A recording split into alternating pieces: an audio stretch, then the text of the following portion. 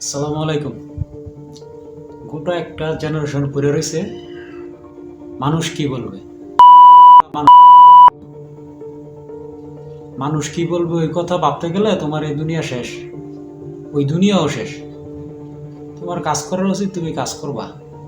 তুমি অটো চালানোর দরকার, অটো চালাইবা। শোনো ভাই, তুমি যদি একবেলা না খেয়ে থাও, মানুষ কি তোমার একবেলা খাবার দিবে?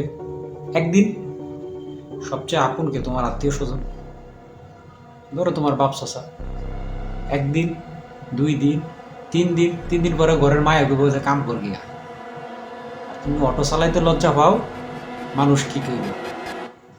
তুমি মনে করো একটা ছোটোখাটো চাকরি, আমার মতন দারুণ চাকরি করতে চাইবা, মানুষ কি কইব? আমি অনার্স, আমি কিভাবে রিক্সা চালাবো? ওই চিন্তাধারা মাথাতে ফালাই দেয়। তুমি যদি ওই রকম করতা, তাহলে তোমার ওই ধরনের চাকরি, ওই ডিগ্রি কিছু না। আমি সবসময় বলি, আমি যাদের সাথে চাকরি করি, এরা বলে ওই সার্টিফিকেট কিছু না, নলেজ ইজ পাওয়ার।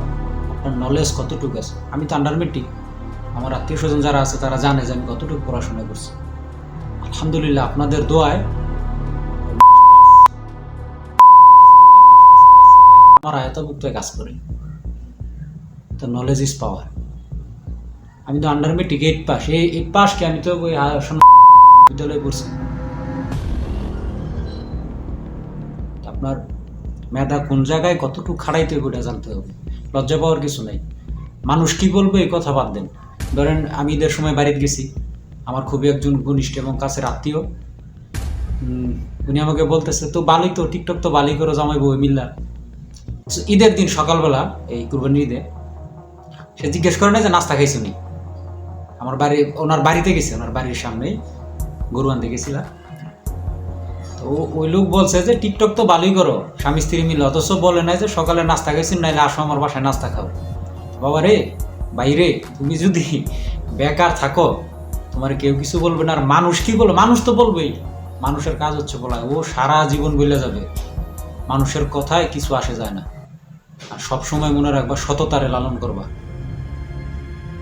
আমি এখানে যে জায়গায় চাকরি করি, খুবই খুবই অল্প এবং সামান্য বেতন, খুবই সামান্য একটা বেতন, কিন্তু সততার কারণে আল্লাহ পাক অনেক সম্মান দিছে।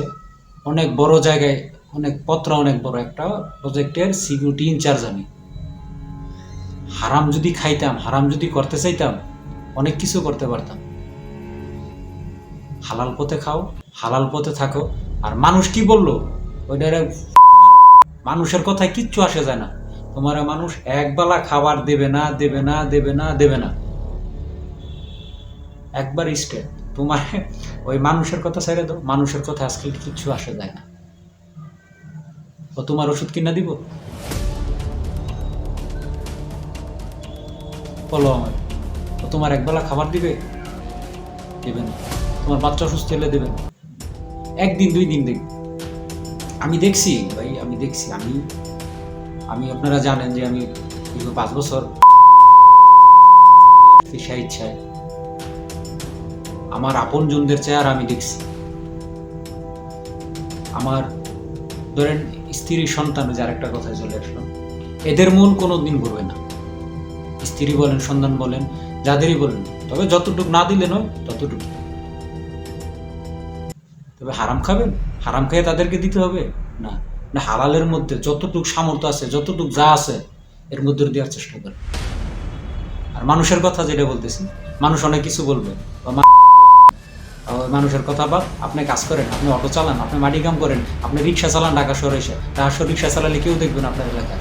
আর দেখুক না, দেখলে কি আসে যায়? আপনি কষ্ট করে, পরিশ্রম করে, শ্রম করে আপনি খাইতেছেন। কোনো দুর্নীতির ভিতর নাই, কারো তেলবাজির ভিতর নাই, কারো সামসামির ভিতর নাই। আর মানুষ কি কইলো ও কথা বাদ দেন, মানুষের কথা টোটালি বাদ। আপনার চলতে হবে, আপনার ভবিষ্যৎ করতে হবে। আপনি হালাল রিক্সা চালায় 1000-1200 টাকা, 800 টাকা, 500 টাকা, 600 টাকা কামাইতেছেন হালাল। আপনি 200 টাকা কামান, হালাল পথে উপার্জন করেন। আপনি 200 টাকা তো যখন করে 1 কেজি চাইল, আমি চাইল খাই 55 কেজি চাইল আমি খাই, আমার ফ্যামিলি নেই, ফ্যামিলি বাড়ি। আপনি যখন হালাল পথে উপার্জন করে 1 কেজি চাল কিনবেন 55 টাকা দাম, পাট টাইল কিনবেন 30 টাকা তা মোটাটা, এই যে নিয়ে আসা যাবে যে শান্তি, আমি খুব কম বস্তাটা চাইল কিনি, আমার বস্তার প্রয়োজন না, আমি 2 কেজি 5 কেজি 10 কেজি করে চাইল কিনি। যখন সারাদিনে 300 টাকা 500 টাকা হালাল পথে উপার্জন করে নিয়ে আসবেন, কি একটা শান্তি, এর মধ্যে সন্তানরা 10টা টাকা দিল আপনার কাছে শান্তি লাগবে। হালালের এত একটা গুরুত্ব, হালাল খান, আপনার বন্ধু বান্ধব যারা আছে আশেপাশে তাদেরকেও বলেন হালাল খাইতে। হারামে কিচ্ছু নাই, হারামে কিচ্ছু নাই, এই দুনিয়া তো নয় ওই দুনিয়া তো নেই, কিচ্ছু নাই।